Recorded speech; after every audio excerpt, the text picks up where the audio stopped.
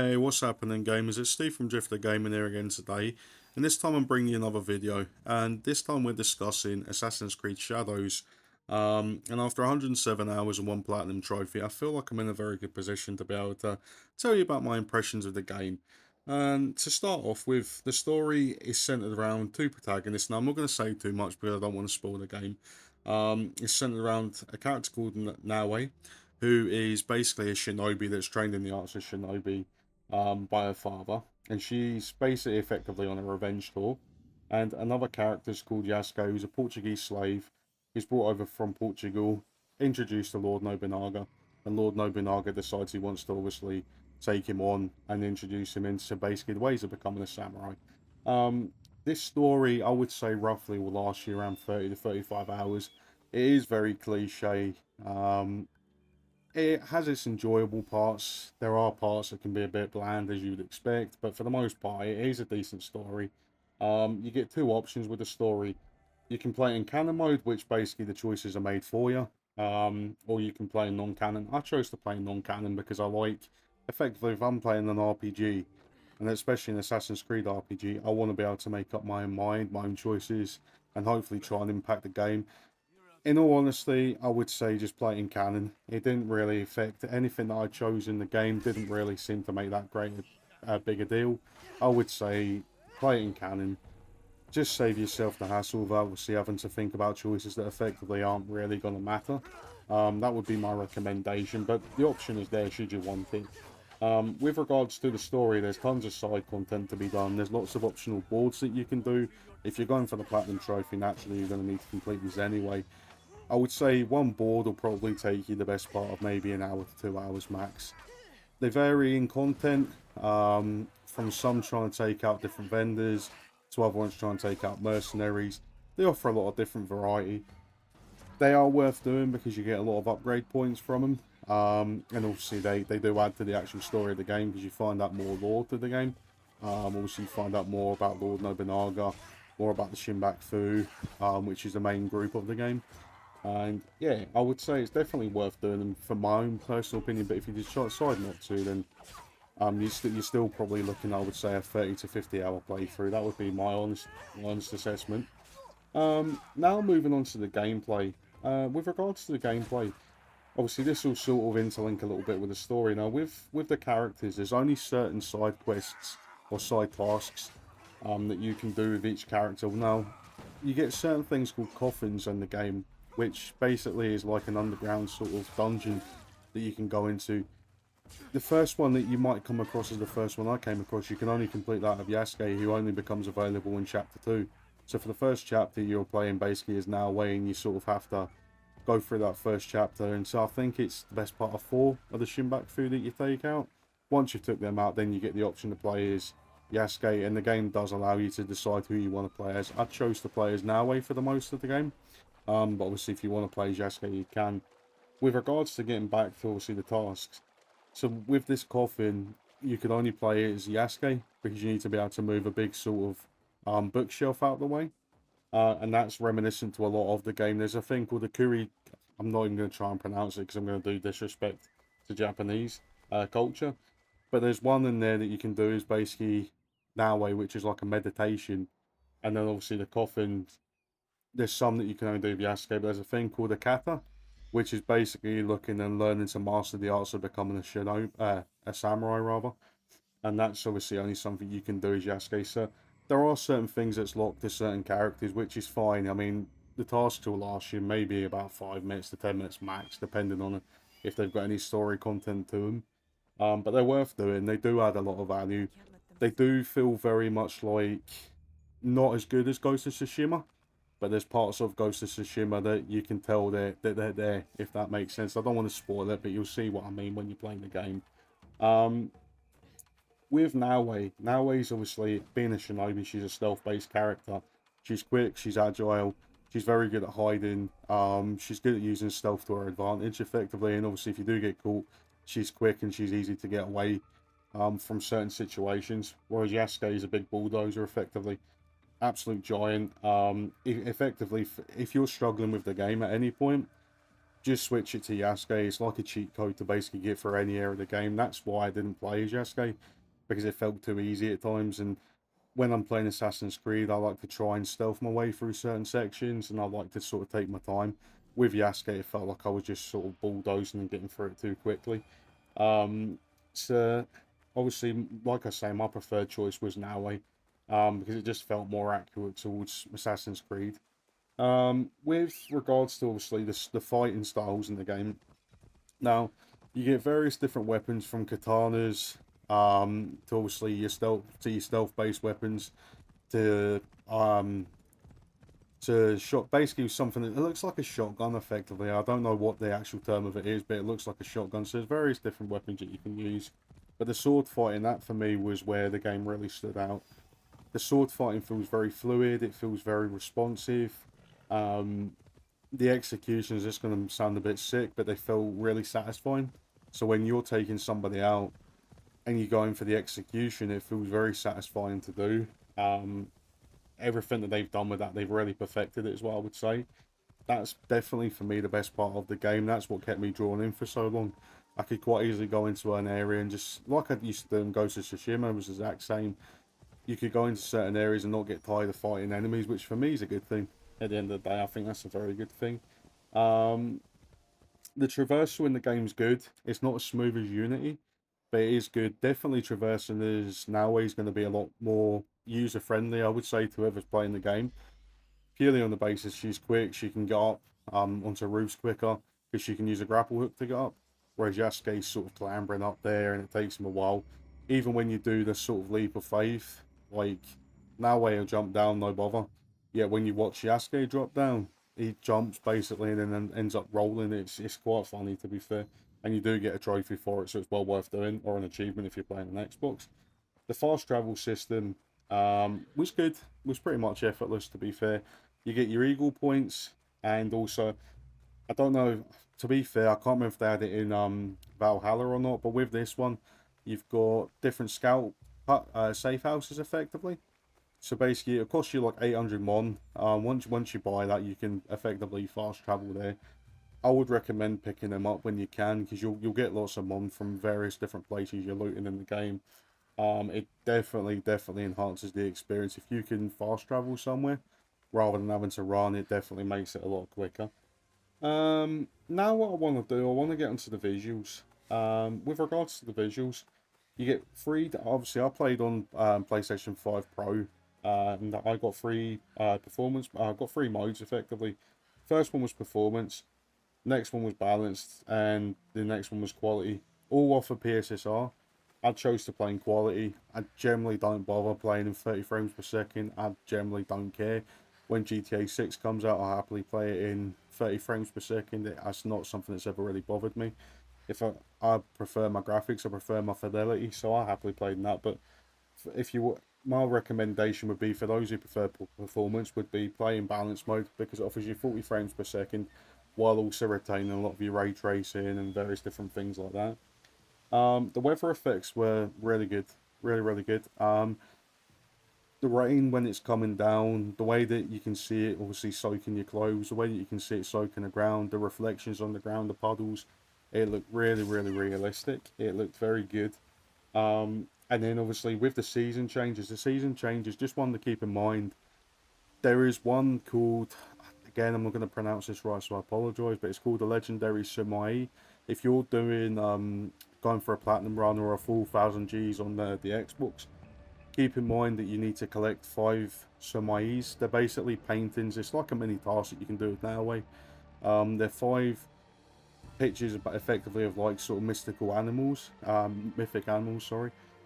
Basically, what I would say to you is you can only get them during certain seasons. So just keep that in mind because it takes 90 minutes for the season to change from spring to summer, summer to autumn, and then obviously autumn to winter. What I will say though, this is definitely up there with one of the best games I've ever played for season changes. The way that they do it is very effortless, but it also feels very realistic and it looks really good. Especially when you've got the snow coming down.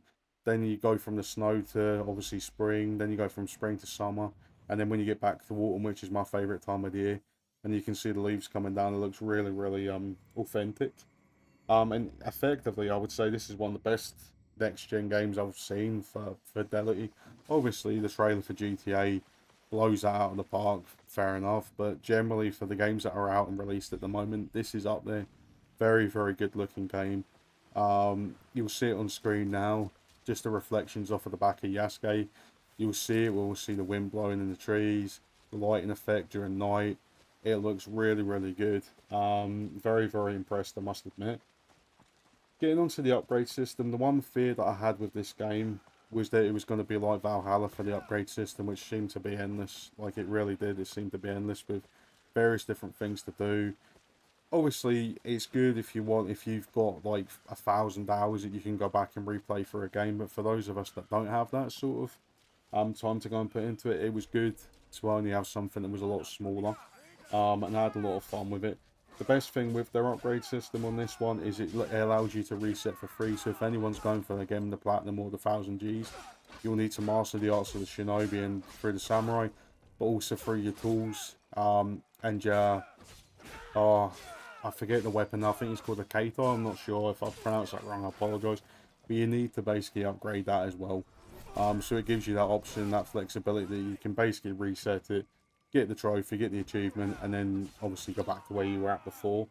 Um, that was definitely a good thing. But also it does add a lot of good depth. There is a lot of depth there. As much as it's not as big as Valhalla's or as in depth, there is still a lot of depth there that's relevant to your character.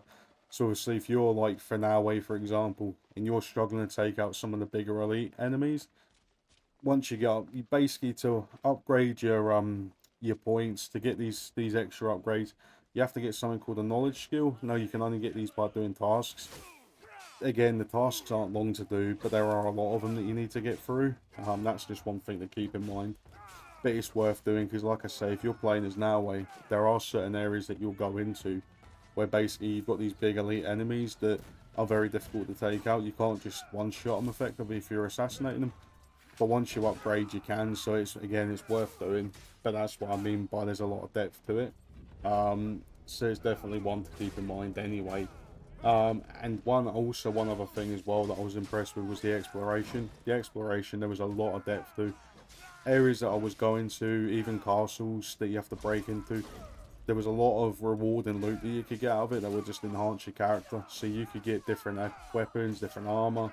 I think I spent probably the first 10 to 15 hours of the game just going through different castles, upgrading, purely because I could get better weapons. The only downside, again, one to keep in mind, is you have to be a certain level before you can use these upgrades. The game locks you out. So, like for example, if you're like a level 37, for example, and you pick up a level 40 helmet or hood, whatever it may be, the game will make you wait until you get to at least level 39 before you can pick that up, which can be frustrating. I must admit that can be a little bit irritating.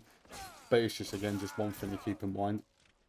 The next thing I want to touch on, obviously the game's set in Japan, and I hope it's coming through on screen while you're watching my gameplay. But it feels very authentic Japan. The atmospheric music, the areas, the level design, it all felt very authentic. And I must admit, I love Japanese sort of history, Japanese culture, and having a look on screen, I really did like what I was seeing. The voice acting, I want to say it's hit and miss. There are good points, there are bad points. Again, I'm not going to get in depth to it because I know there's a lot of controversy before the game obviously came out through various different, obviously, angles. I don't want to touch on that here. Again, there's plenty of other people that have discussed it, and that's their choice to do that. But for me personally, I enjoy the Japanese, I would say the Japanese culture, the Japanese atmospheric music, the look at obviously the buildings. I really did enjoy that. Even when you're upgrading your hideout, that felt very good. The way that you could do it, there's sort of different like the tea houses and things like that. So definitely, if anyone likes Japanese culture or anything to do with Japan, oh, if you've effectively been waiting for an Assassin's Creed set in Japan, I would say this is definitely going to be a game for you. Also, like with any review, I want to touch on the bad points.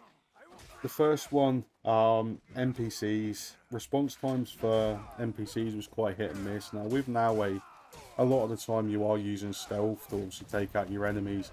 But by doing that, obviously you're hiding in bushes. Now, when you're blowing your whistle, blowing your whistle, effectively whistling with your fingers. Sorry, I don't know what I was getting at there. Sometimes like it can be a bit annoying. You'll get two enemies that are in front of you, will both turn around that they've been alerted, but yet only one will come at you. Um, when the guy gets towards you, you'll take him out. Yet the other guy's just watching you. That did lose a lot of immersion for me personally. And that was frustrating. I would say that's definitely one thing I hope that they can patch for people that come to the game a little bit later this year with the updates that they've got coming out for the story DLC, because that is definitely an immersion breaker for me personally. If you're playing a stealth game, you wanna, like, thinking back to the old days with Splinter Cell, you really had to be on your mark for that, because if you whistled at the wrong time or you done something out of sync, then obviously that was effectively mission over. Where yet with this, it just felt like, oh well, I've been caught, run away, come back, and then again it resets itself. That was a little bit frustrating, I must admit. Um, Again, like with any Ubisoft game, any open world game, there was a few crashes and a bit of like, visual stuttering, but there was nothing game breaking, I must admit, which was a relief after all my last two efforts with Star Wars Outlaws and Avatar last year. It was good to obviously play through this game and do a platinum run and not have any issues. The only thing I will say with this game that frustrated the life out of me, when I've played Red Dead Redemption, the thing that stands out to me, Red Dead Redemption 2 that is the open world, the NPC encounters, the sort of sporadic things that you would come across that were just unique and made you feel really immersed in the world. The same with something like Ghost of Tsushima. That's another one that I can think off the top of my mind.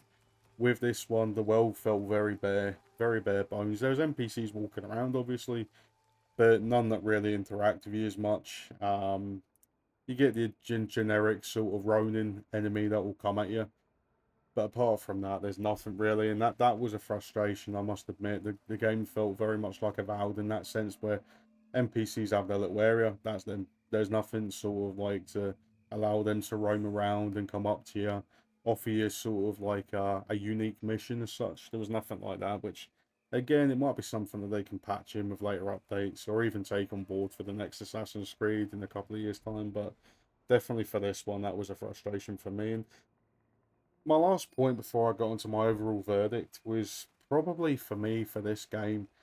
I think it's probably come 6 to 7 years too late now. With Ghost of Tsushima, when that came out in 2020, I think that blew us all away. The way that you had a game effectively that wasn't heavily reliant on like markers or objective markers. It was a game that you followed the wind, you followed the fox. It was very much unique at that time, and I think again, effectively, it feels like Ubisoft's late to the party with this one. They've created a fantastic game, but it feels very much like they're late to the party, and I think it's a shame. A lot of people might not play this one. Obviously, with Ghost of Yotei coming out at the end of this year as well, it's a hard sell. It is when you put this up alongside Ghost of Tsushima, or if you put it up alongside Ghost of Yotei. For a lot of people, there's only going to be one winner. I would still recommend you go and have a go and pick this one up, but just to say, obviously, I'll put it down as a negative point. That's probably the reason why it's a negative point for me. Um, More because it's a disappointment it's taken that long to bring it out.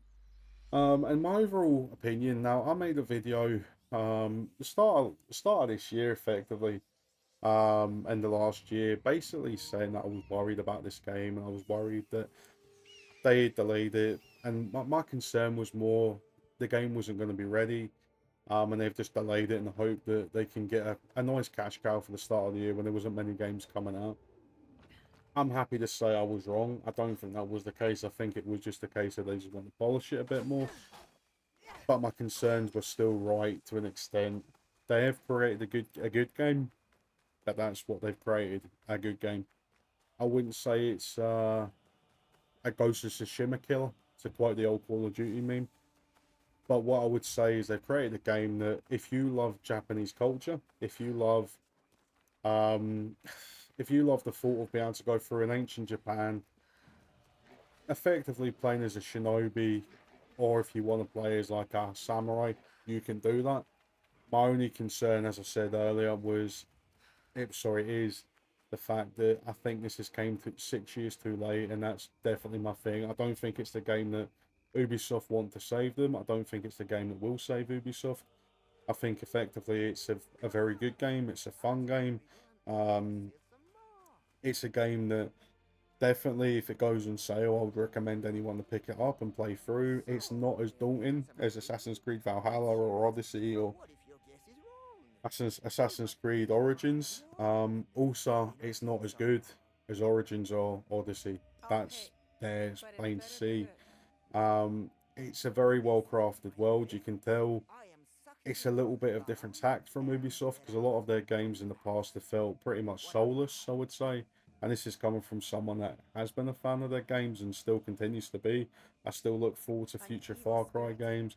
I look forward to future Assassin's Creed games.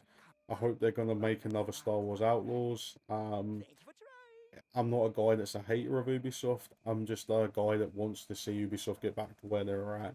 I think this is the right step in that sort of direction. I just feel there's a long way to go, and I don't think this game is enough to basically push people in the right direction away from sort of hating on them. I don't think it's going to be that game. Obviously, there's a lot of controversy before launch anyway, which I'm not going to get into. I'm sure you've all seen the stories anyway. Yeah, again, it's one of them. It is what it is. Unfortunately, people are always going to be pissed off with something, and especially when it's something as delicate as that. So, yeah, it's definitely the right direction for Ubisoft. I look forward to seeing the next game coming out, whatever that may be, and seeing how they can obviously build it up because there are games out there. You look at Skull and Bones, when it came out at launch, it wasn't very good. When you look at it now, there's loads more content to it. People are actually starting to go and play it. Star Wars Outlaws, when it came out at launch, performance issues, but the gameplay was actually fantastic, and the game was brilliant. It's one of the best Star Wars games I've played. And there's actually a really good Star Wars story. Avatar, at the end of last year, I played through that and I really enjoyed it. And as I say, the Far Cry games, I've always loved the Far Cry games. I think that's a staple for me personally. I'll always play Far Cry games and I'll always enjoy them. So yeah, again, I don't want to harp on any longer. I think I've made my point quite clear. All I would say is don't sleep on this. If it gets towards Christmas time, Black Friday and that, it gets down to its like Ubisoft usually tend to do, and knock 20 to 30 pounds or dollars off of this game. I would say pick it up, give it a go. It's definitely gone, or even pick up Ubisoft Plus, or Ubisoft Play. I forget what their subscription service is, but pick that up. It's £20 a month. Pick it up. You'll be able to beat it in a month. Like I say, you don't have to platinum the game to actually beat the game. So probably say 30 to 50 hours, depending on how much content you want to get through. Definitely in the right direction. It's good to see that they've listened to some complaints from people. It's good to see there's more depth to the game, and yeah. Anyways, thanks for listening to me go on, guys.